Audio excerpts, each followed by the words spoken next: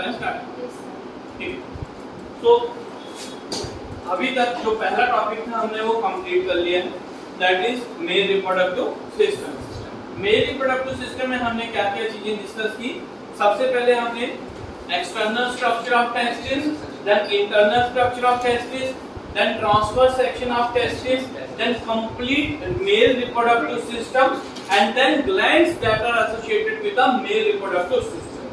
अब male reproductive system complete करने के बाद next जो हम बात करेंगे that is female reproductive system। जिस तरह से male reproductive system को हमने स्टडी किया था, फीमेल को भी हमने वैसे ही स्टडी करना है। इसमें हम क्या करेंगे, एक ओवरव्यू देखेंगे कि फीमेल रिप्रोडक्टिव सिस्टम के अंदर क्या-क्या चीजें हमारे पास रहती हैं, and then internal structure of ovary, क्योंकि वहां पे मेल में टेस्टिस होगा, यहाँ पे क्या है ओवरी, वहां पे टेस्टिस पेयर में थे, यहाँ पे ओवरीज पेयर में होंगे।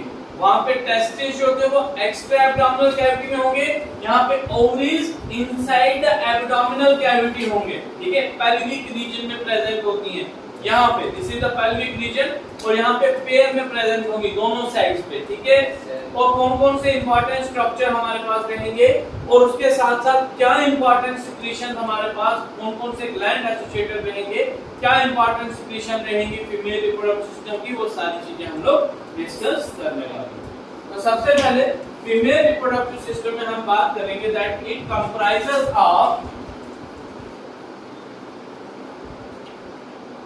it comprises of primary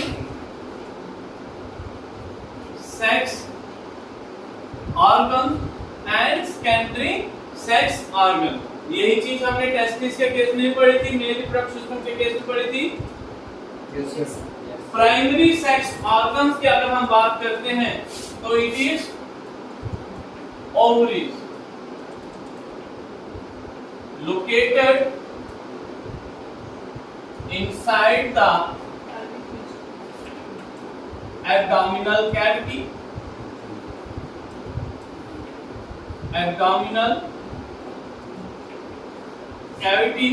and function is to produce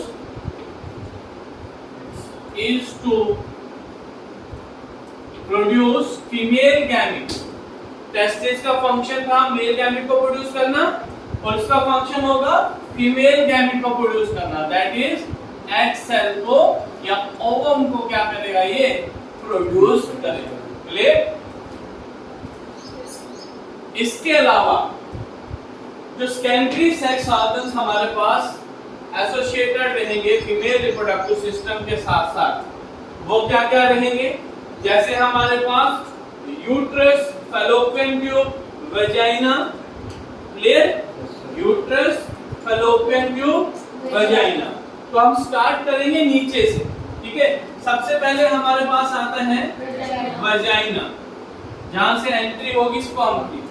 then हमारे पास आएगा यूट्रस, जहां पे इम्प्लांटेशन होगी। ठीक है, आफ्टर फर्टिलाइजेशन। एंड देन हमारे पास आएगा फैलोपियन ट्यूब। ठीक है, ये फैलोपियन ट्यूब वो स्ट्रक्चर है जिसके अंदर हमारे पास स्पर्म और एग सेल मीट करके फर्टिलाइजेशन करके जाइगोट बनाएंगे। यहाँ तक क्लियर है? थर्ड थिंग जो हमारे पास फीमेल रिप्रोडक्टिव सिस्टम के साथ एसोसिएटेड रहेगी, वो रहेंगे इसके ग्लैंड्स। क्या रहेंगे? Glands that are associated with female reproductive system. इतनी चीजें क्लियर हो गई? yes, अब ये चीज दोबारा समझाने की जरूरत है कि प्राइमरी सेक्स ऑर्गन्स को ओवरीज को ही क्यों कहा जाता है, बिकॉज वो डायरेक्टली एग सेल को प्रोड्यूस कर रहे हैं, उसके एग सेल के प्रोड्यूस करने में वो किसी का कोई हाथ नहीं है। एग सेल प्रोड्यूस होंगे तो ओवरीज के अंदर ही प्रोड्यूस होंगे, इसलिए मेन इंपॉर्टेंट कंपोनेंट हमारे पास प्राइमरी सेक्स ऑर्गन्स का ओवरीज ही आती है, जो क्या है पेयर में प्रेजेंट है।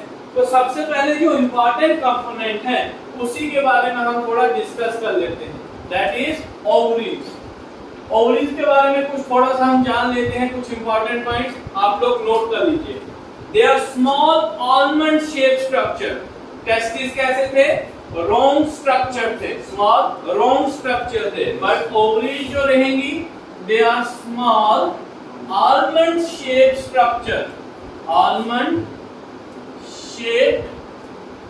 स्ट्रक्चर। बचपन में बादाम खाए हैं, आज भी खाते हो? खाते हो ना?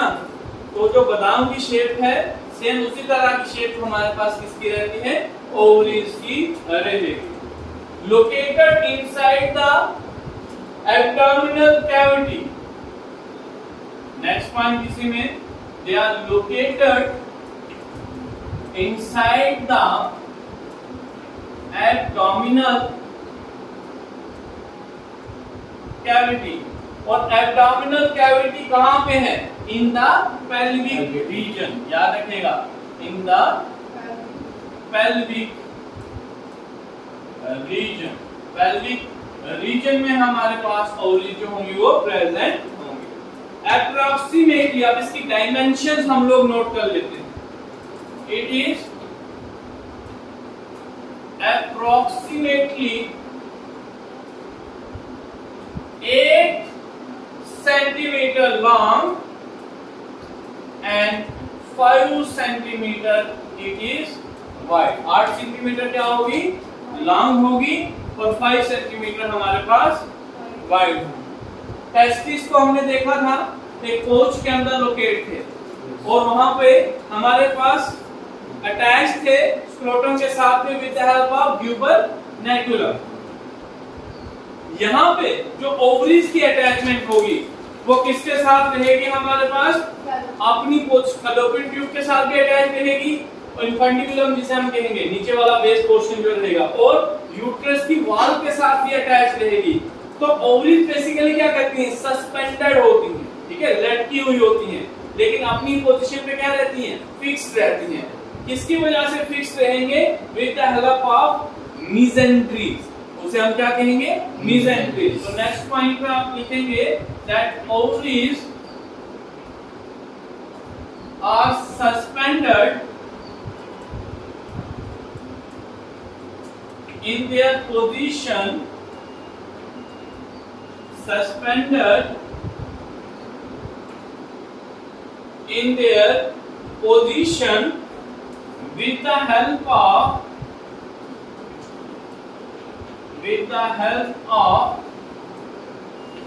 certain mesentery।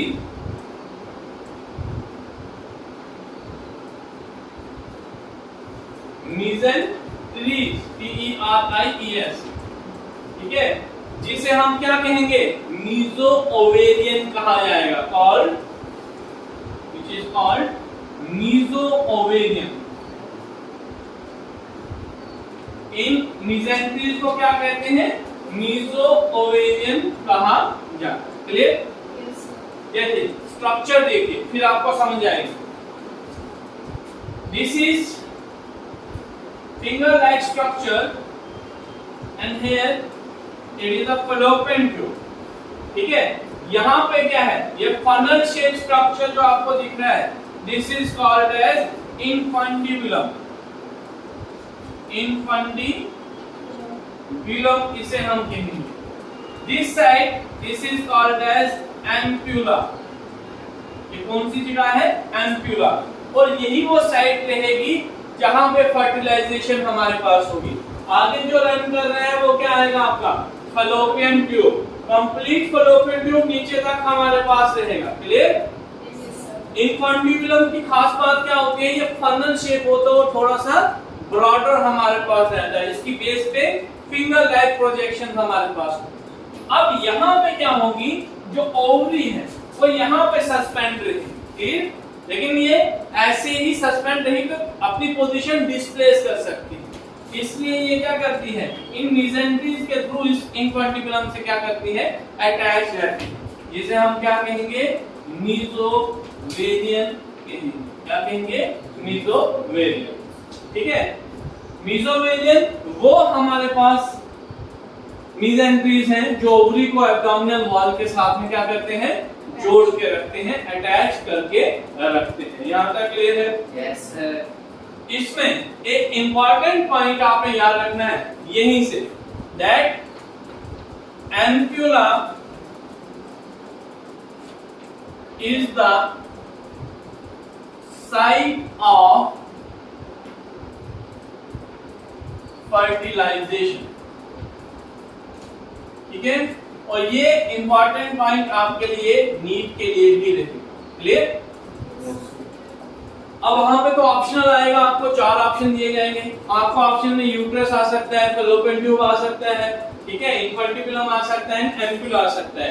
अगर एम्पुला दिया होगा तो फिर सेकंड पार्ट रखना नहीं, क्योंकि फैलोपियन ट्यूब ही एम्पुला का पार्ट है और एम्पुला में क्या होती है, फर्टिलाइजेशन होती है। अगर मेन टू द पॉइंट को पूछ रहा है, लेकिन इन जनरल अगर बोलेंगे तो बहुत सारी बुक्स में ये लिखा होता है कि fertilisation will take place inside the fallopian tube. आपने जनरली पढ़ा होगा, लेकिन एग्जैक्ट अगर हम लोकेशन बताएं तो वो कहां होगी, एम्पुला के अंदर हमारे पास फर्टिलाइजेशन होगी। अब एक और पॉइंट यहां पे आपने याद रखना है कि जो यूट्रस है, फीमेल रिप्रोडक्टिव पार्ट में जो यूट्रस हिस्सा होगा, जिसे हम वोम भी कहते हैं, क्या कहते हैं इसे, वोम भी कहते हैं।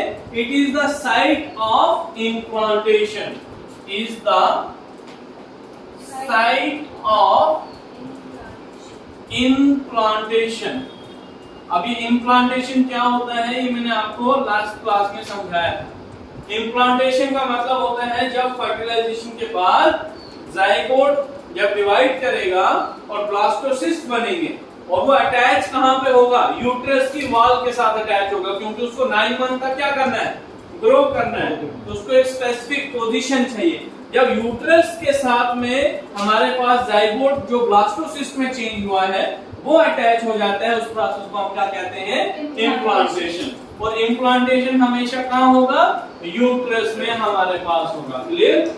अब एक और इंपॉर्टेंट पॉइंट आपने याद रखना है कि जो हमारे पास फैलोपियन ट्यूब है, क्या है, फैलोपियन ट्यूब है, इज 10 to 15 सेंटीमीटर लॉन्ग। क्या रहेगी, 10 से 15 सेंटीमीटर लॉन्ग हमारे पास क्या है, फैलोपियन ट्यूब है। इसका जो लेंथ है कितनी रहेगी, 10 to 15 सेंटीमीटर लॉन्ग। ये इंपॉर्टेंट पॉइंट को समझ आ गए, ठीक है। इस चीज को लेके थे, ओवरीज को लेके थे, जो मेन हमारे पास प्राइमरी सेक्स ऑर्गन है। अब अगर हम इम्प्लांटेशन की बात करते हैं तो इम्प्लांटेशन हमारे पास कहां पे जाके होगी बेटा, यूट्रस में जाके होगी। तो अब हम यूट्रस को ही क्या करेंगे, डिफाइन करेंगे, ठीक है। जो यूट्रस हमारे पास है, it is a site of implantation and it has 3 layers. कितनी लेयर्स होती हैं इसकी, 3 लेयर्स। इसकी वॉल जो है उसमें कितनी लेयर होंगी हमारे पास, 3 वॉल्स होंगी, 3 लेयर्स होंगी, या हम कह सकते हैं 3 वॉल्स हमारे पास इसमें होती हैं। सबसे पहले हम बाहर से शुरू करेंगे, आउटर वाली को क्या कहेंगे, फिर बीच वाली को क्या कहेंगे, और सबसे अंदर वाली को हम क्या कहेंगे।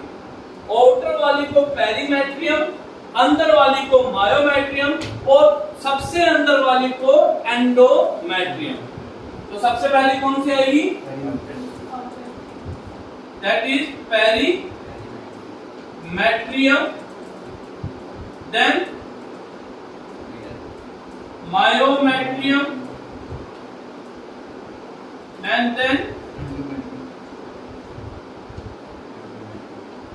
एंडोमेट्रियम। क्लियर? 3 हमारे पास कौन सी हैं, perimetrium, myometrium and then endometrium. Outer वाली जो है perimetrium, it is highly fibrous. कैसी लेयर है, हाईली फाइब्रस हमारे पास है। मायोमेट्रियम क्या है, इट इज हाईली मस्क्यूलर। कैसी है, हाईली मस्क्यूलर हमारे पास है। ये सबसे इंपॉर्टेंट जो हमारे पास है that is endometrium, it is highly vascular. क्या है, वेस्कुलर। वेस्कुलर का मतलब क्या होगा कि यहाँ पे ब्लड सप्लाई, ब्लड वेसल्स ज्यादा होंगी। क्यों, क्योंकि जब यूट्रस की वॉल के साथ में, इसी वॉल के साथ में जब हमारे पास जाइगोट की इम्प्लांटेशन होगी तो उसको न्यूट्रिशन चाहिए होगी, ग्रोथ के लिए, डेवलपमेंट के लिए न्यूट्रिशन कहां से मिलेगी, उन्हीं ब्लड वेसल से हमारे पास मिलेगी। And at the time of menstrual cycle, periods के टाइम पे क्या होता है, जब एग अगर फर्टिलाइज नहीं होगा तो ये हमारे पास एंडोमेट्रियम की लाइनिंग क्या करती है, डीजनरेट करती है। इससे ब्लड वेसल ब्रेक होने की वजह से ब्लड जो है वहां से रिलीज होता है। तो फीमेल्स में जो पीरियड्स आते हैं उसमें ब्लीडिंग फेज जो आता है उसमें एग के साथ ब्लड भी देखने को मिलता है। That because of this reason. तो एंडोमेट्रियम जो होगा it will be highly vascular.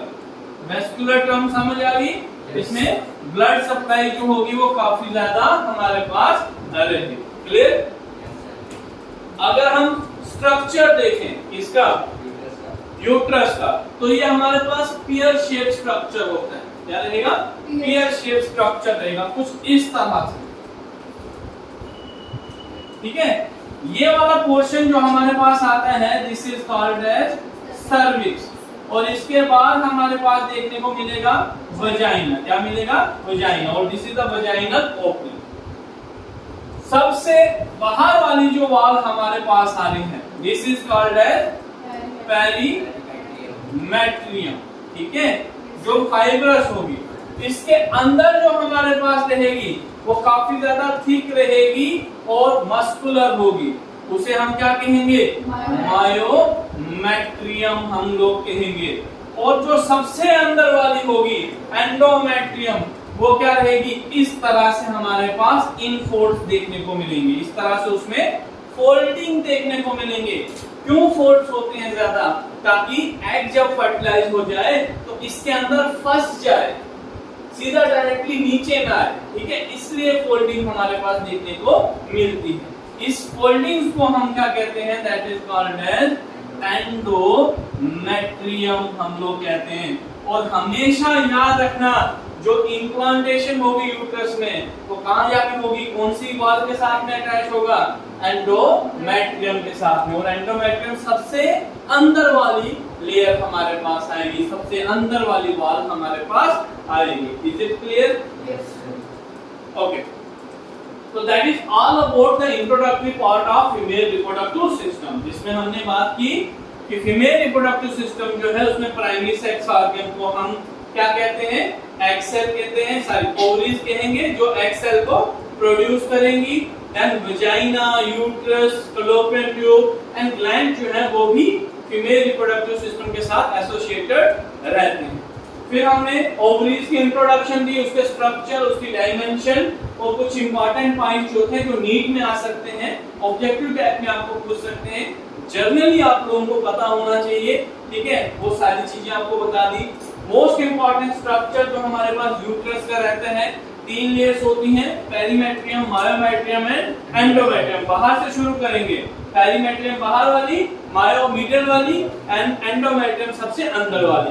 तीनों कैसी होती हैं, highly fibrous, muscular and highly vascular. और सबसे ज्यादा इम्प्लांटेशन हमारे पास कहां पे होगी, इसी एंडोमेट्रियम की लाइनिंग में देखने को मिलेगी।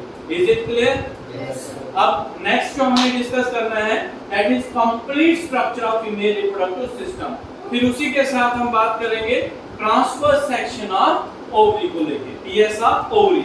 उस ट्रांसवर्स सेक्शन में हम ये भी बात करेंगे कि किस तरह से एग सेल हमारे पास बनता है और उसको किस तरह से रिलीज, क्या-क्या चेंजेस उस ओवरी के अंदर आते हैं during the formation of the egg cell.